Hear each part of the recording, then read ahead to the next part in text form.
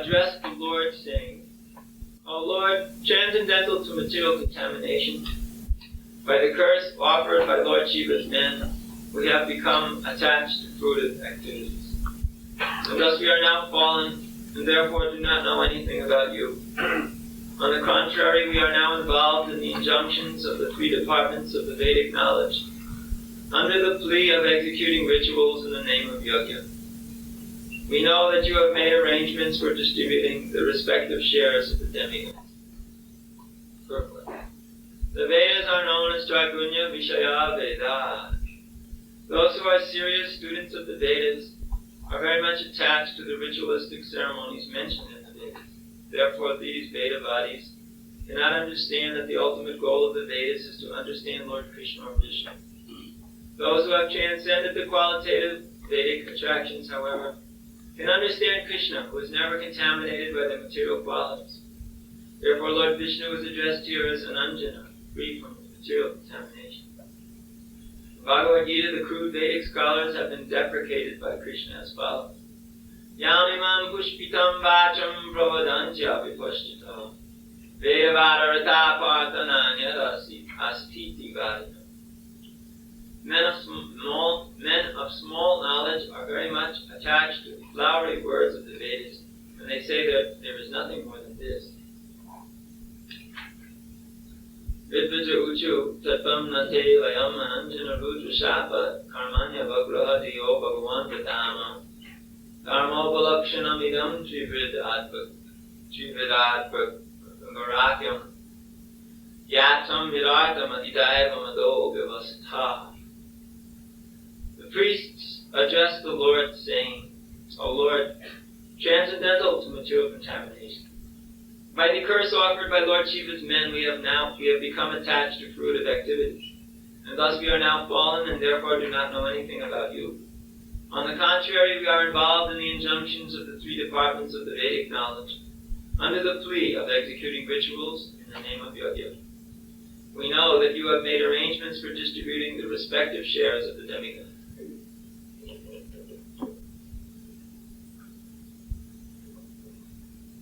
So due to the Rudra Shapa, the curse coming from the men of Lord Shiva during the Daksha Yajna, there was a great curse spoken by one of the associates of Lord Shiva, if I remember correctly, it was Nandi, who said that the Brahmanas would all become fallen and simply attached to ritualistic activities.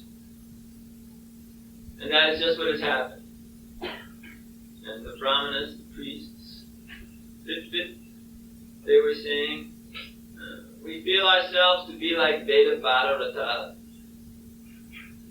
Those who are simply interested in following the Vedic ritualistic procedures and performances with the goal of enjoying heavenly nectar or other kinds of fruitive results. In the heavenly planets, everything is very nice, so much so that one should be very careful before even hearing about that if he's still a little attached to material existence, because he will think that this is the place to go. Therefore, he becomes too much absorbed in all kinds of material desires. Because in the heavenly planets, it's a nice place to enjoy heavenly gratifications of the senses. But it is the same problem there as anywhere else. Everything is temporary, although less full of miseries. There is still mental misery. And it will change, and one will fall down in due course of time and have to accept another body on this earthly planet. So therefore, those who are intelligent know there is no need whatsoever. There should be no activities for material gratification. So there's no need whatsoever to go to the heavenly planets and waste more time having to enjoy something there. It is more or less a waste of time, even if it's a very pleasant waste of time. A waste of time means it doesn't actually situate one in any satisfactory position for long. We are after the Satchit Ananda Vigraha platform, where the form of that person, eternity, knowledge and bliss, and is engaged in the transcendental loving service of the Supreme Lord. The spiritual form. Now we are absorbed in the material form. And that material form is bound up by the shackles of material existence. And especially it has to suffer the pains of birth, death, old age, and disease. Things which are forced upon us by the influence of time, and which we cannot overcome by any material means.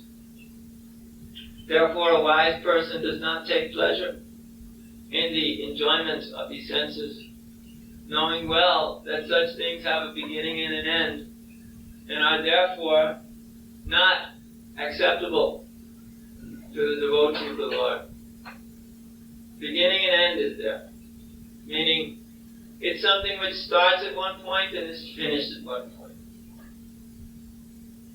The Brahmanas were lamenting because by being so much attached to this sense gratification business, even if it was called Vedic injunction, even if it was called Vedic rituals, they were actually wasting their life.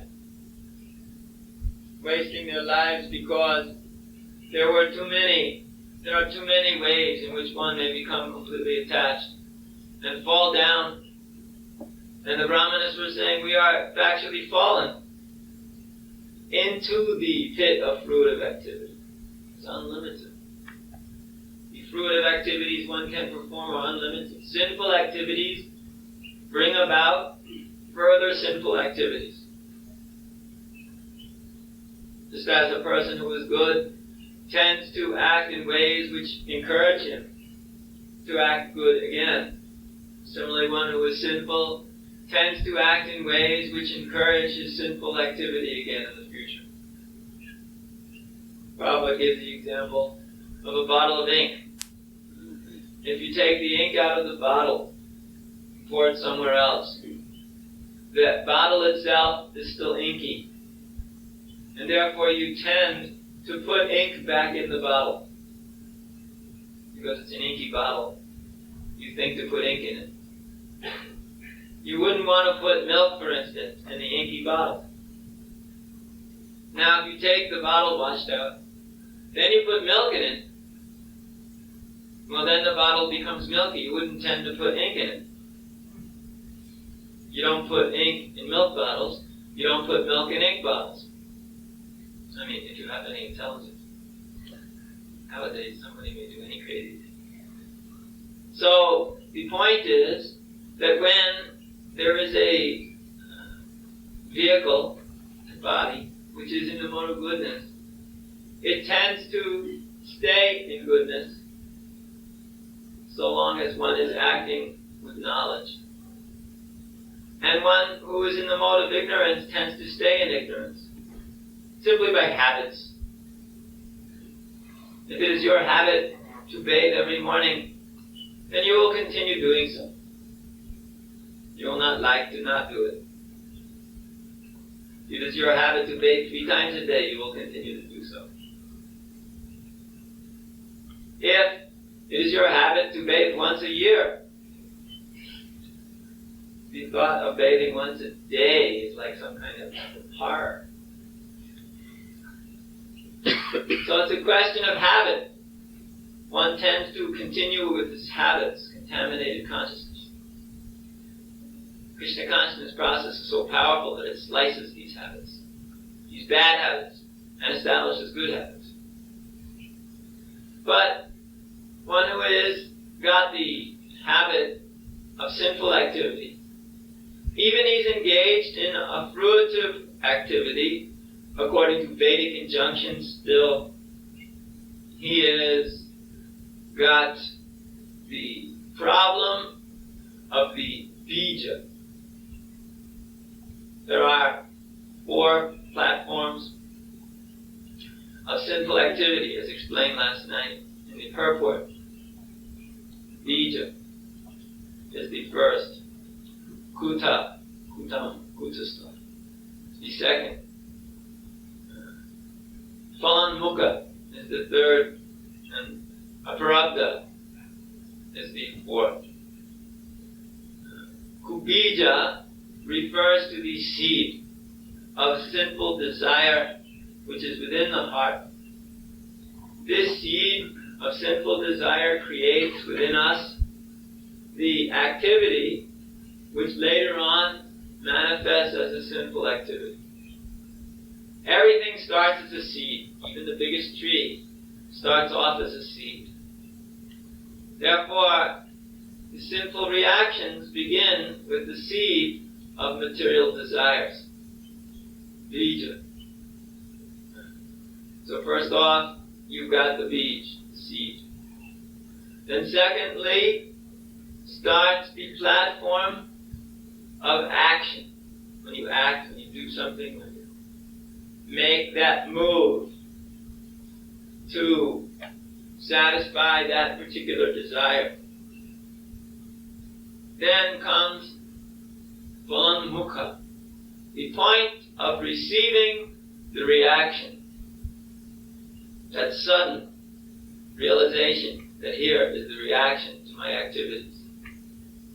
And abruptly, which means the activity which has already reached its fruition. The result is already there, but the effect of happiness or distress will continue. An example of that is this body. Taking birth is the situation of accepting the sinful reaction. But continuing in the body is the situation of the continued sinful reaction with all of its defects. The body has so many defects. Body, mind, words, intelligence, all full of defects so long as one is in this material world. And we are suffering continually that sinful reaction which manifested. Therefore it is said that when one accepts initiation, the 3 types of sinful reaction are wiped away. First of all, the Phalanmukha, the sinful reactions that we're supposed to reap right now, are reduced. Karmani nirdahati kintu cha bhaktipada. By engaging in devotional service of the Lord under the direction of the spiritual master. The fruitive results, sinful results, become nullified, reduced, as Krishna says also. Aham tvam sarva papebhyo mokshasya. I free you from the reactions to all sinful activities. In other words, this Phalanmukha stage, having to suffer the reactions, this is wiped away very completely by devotional service. As the devotee acts simply with the desire to please Krishna. And sometimes though Krishna may utilize, actually all the time, Krishna utilizes the activities, fruitive, sinful results that we are to receive to help us surrender. He helps us surrender through these results, which we get in a very minimized fashion, but which are customized, which means they are prepared in just the right way for us to suffer in just the right way, so that we may surrender in just the right way. Krishna is very merciful, and He does everything in just the right way. So therefore He will even use these reactions which we are receiving due to our bodies and minds having to suffer in different ways, to force us to surrender to His lotus feet.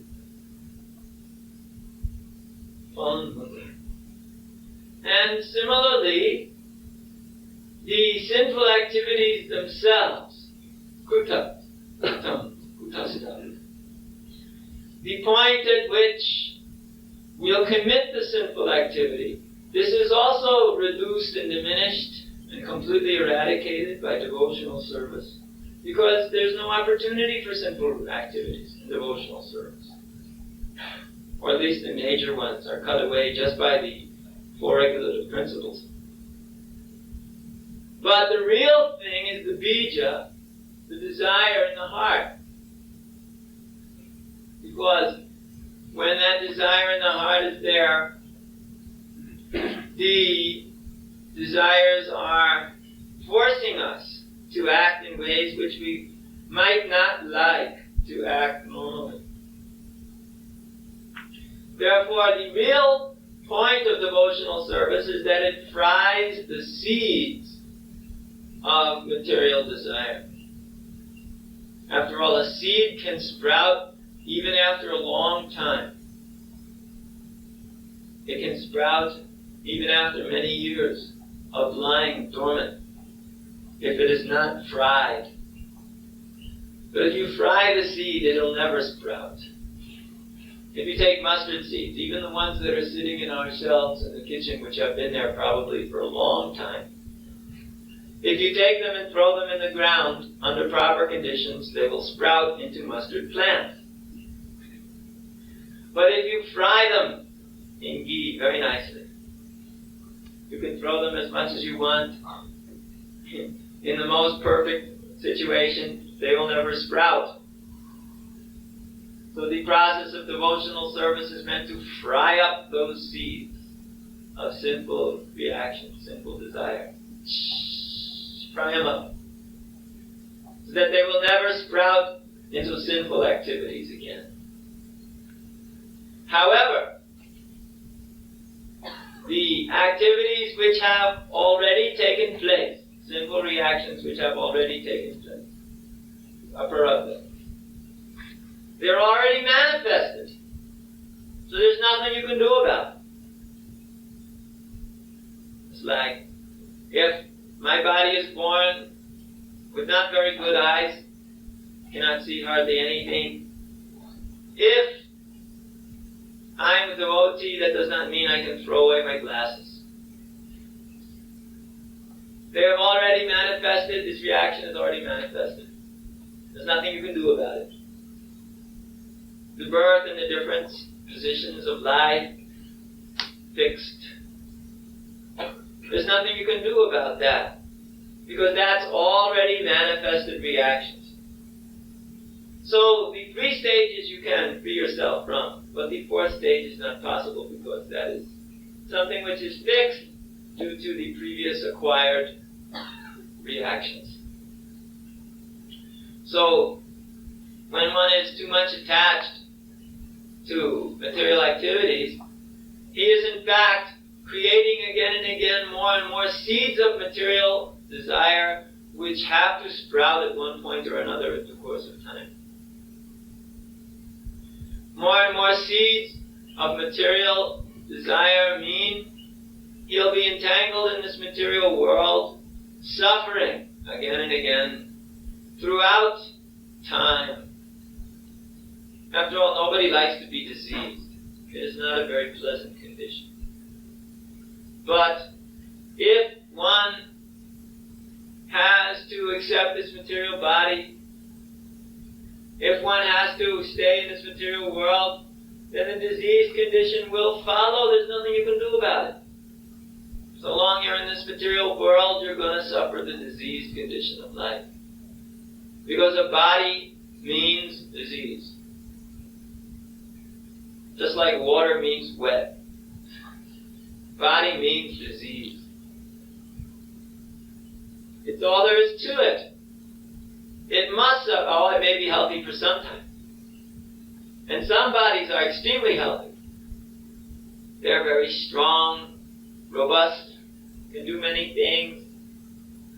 But because the mind is diseased, then one acts as if his whole existence is simply diseased. Even he's strong like anything. One may be strong like a bull, but if he has a brain like a bull,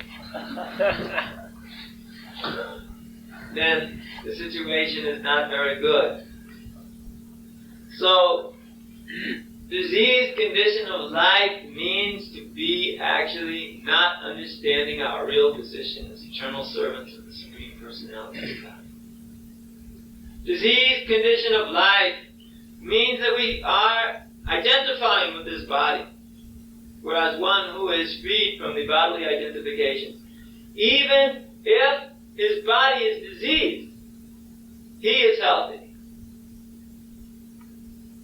Like Raghunath Das Goswami was in the situation where he didn't eat very much. All the Goswamis, they were so much absorbed in Krishna's service that they would sometimes remember to take some Charanamrita. Because of that, their bodies were always weak and sickly. That's all you can do about it. Weak, sickly body follows when you don't eat. But those personalities were the healthiest in all three worlds because there was no material disease. The body was seen to be like some kind of automobile which was getting old or not very strong in its engine. They didn't care. They were simply attached to Krishna. They gave up everything. Tornamashesha Mandalapati Shanim Sada Tuchavat Utpatina Ganeshako Karunaya Kopina Kantasvito. This is the quality of the Goswamis. They were practically lords of the whole area, big area, consisting of many states in India.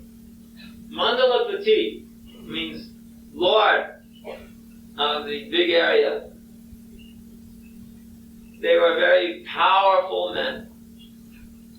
They were not like us, who were just nobody by the material estimation.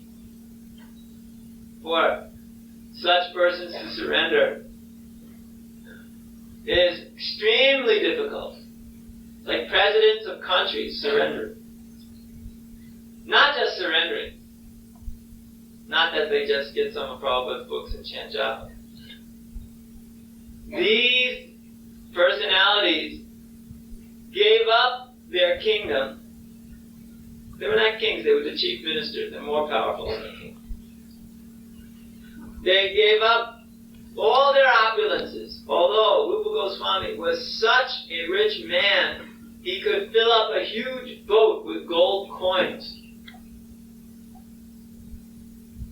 Gave up their beautiful wives and family members. They just simply went to Vrindavan under the order of Chaitanya Mahaprabhu and simply wore kopin and nothing more. That's it. That was their lives. They lived under a tree. And a different tree every night, so as not to become attached to the tree. And were simply engaged in writing transcendental literatures for the satisfaction of the Lord, and preaching and discussing about Krishna. Of course, we may think, well, what does that have to do with us? We're just so fallen, we can't possibly imitate the activities of the Goswamis. We never said to imitate, so don't worry. But we follow in their footsteps by reading their literatures, like the Nectar of Devotion by Rupa Goswami. We read, and we chant, and we hear, and we remember, and we try to preach, following the instructions of such exalted saintly personalities. Dharma sitatvam nihitam guhayam. The secrets of Dharma or religious principles are hidden. They're not easily revealed or available. But they are available if one Mahajana Jaina Gataksapanta follows in the footsteps of the Mahajans, great personalities personalities who are filled with knowledge of Krishna, know all about Krishna, and can give Krishna to others. Krishna, being the Supreme Personality of Godhead, is quite able to free us from all ignorance of this material world without any difficulties, if we surrender to Him. If we surrender to Krishna, then we become quite satisfied and freed from ignorance. Ignorance is the cause of misery. One who's in knowledge, he is filled with happiness. One who's in ignorance, he becomes filled with miserable conditions of life.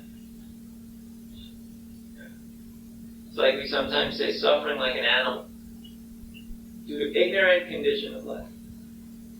We're all in the ignorant condition of life. This is our nature.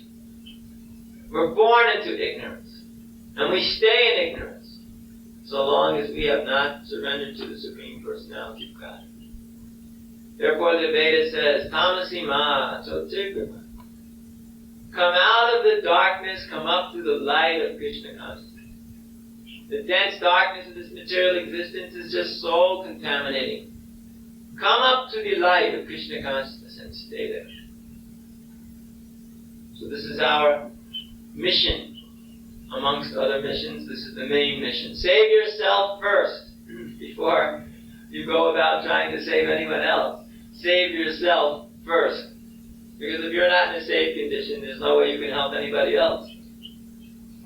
So the first principle of Krishna consciousness is to save yourself first. Get back to the lotus feet of Krishna. And then the second principle is save others. So try and become Krishna conscious. Hear about Krishna, chant about Krishna, remember Krishna. And in this way, go back to the spiritual sky. The end of this short life, which may be shorter than you think. Are there any questions? Different performs pious activities, so he does reduce his unpious reactions of his unpious activities, or consciousness. No, just simply performing pious activities does not nullify impious activities. They are both existing side by side. Therefore, one has to reap the fruits of both pious and impious activities. By the performance of austerity, penance, and sacrifice, one can reduce the results of impious activities, or by just suffering. So that's what it means. You suffer because of your impious activities. But if you accept suffering on penance, austerity, sacrifice, then that suffering reduces very much the results of your impious activities.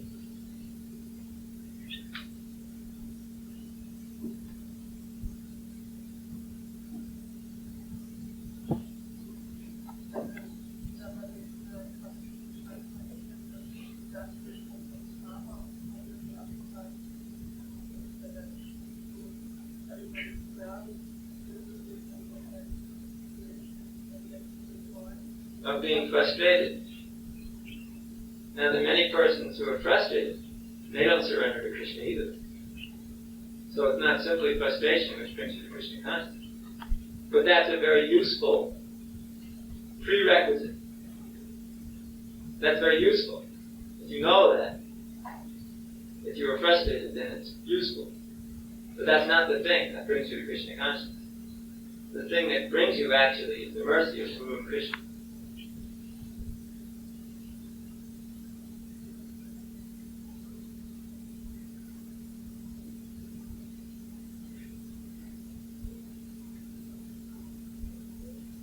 Clouds, everybody.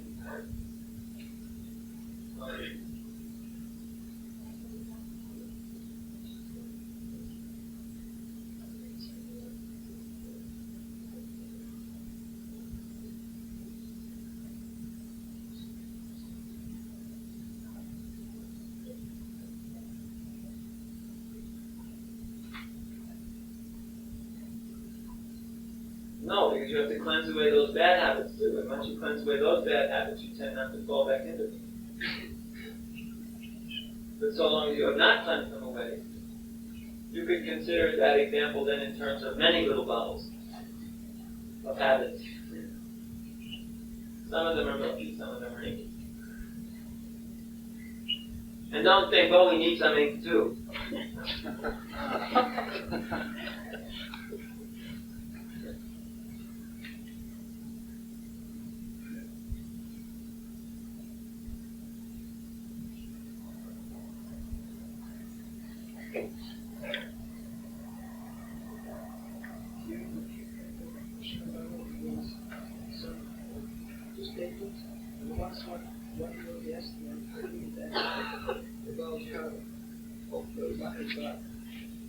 Who?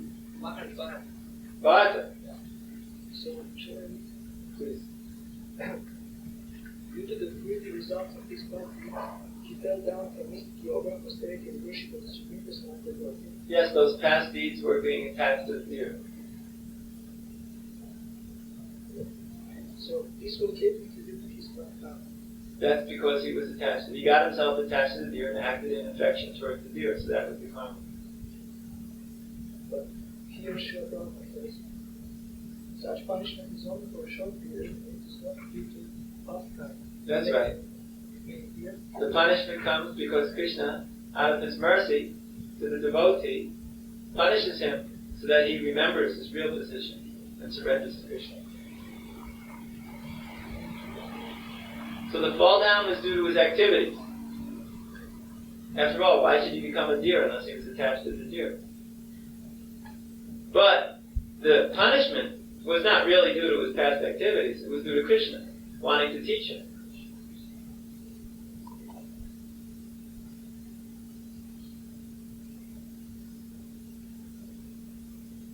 Back. Oh, another one? Okay. The last version of Hospital Butler was associated with services in different ways. So what is the problem with the process? And what is the harm of very rare association? What can be harm? But that's a big subject. And it would require a lot longer period of time than I thought I was ready to give to this question and answer session. In other words, I wanted to make the questions and answers short. You were going to take big questions. Huh? Okay, good job.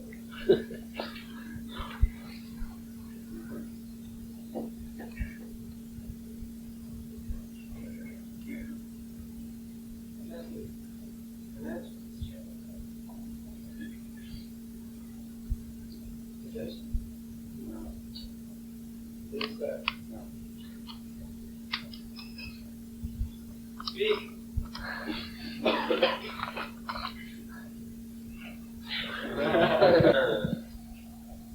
Generally, it seems to be a little bit healthier if the husband and wife can be at least in the same geographical location, even though they're doing different services. And that's the proper thing. If, let's say, they're doing different services, that's not bad, because it's very rare they do the same service, unless it's a very perfect marriage by quality. That's very hard nowadays. But basically located in the same place. Just like if just by chance, for example, if the husband happens to be the translator and the wife happens to be Sankirtan girl, just by chance, the example happens to fit. But anyway. So, the Sankirtan base can be the temple where the translation is going on. So then one can always come back. But that's very good. That's good Krishna conscious marriage. Grihastha brahmachari life. This is also very nice. That's first class. That's the top class. There's no harm in it, nothing wrong in it. In fact, it's wonderful. The only problem is sometimes they get frustrated and fall down from that platform. But if one is comfortable in that platform, that's first class. And the other platforms are after that, in succession. It's worse. So you should not worry about being on that platform. That's not bad.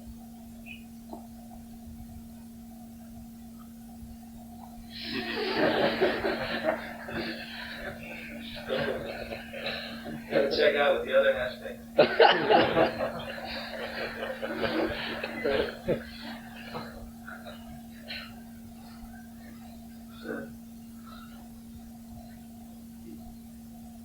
I probably didn't answer your question in great detail and completely because I don't want to keep everybody too long. Festivals are very blissful, but they're also very tiring.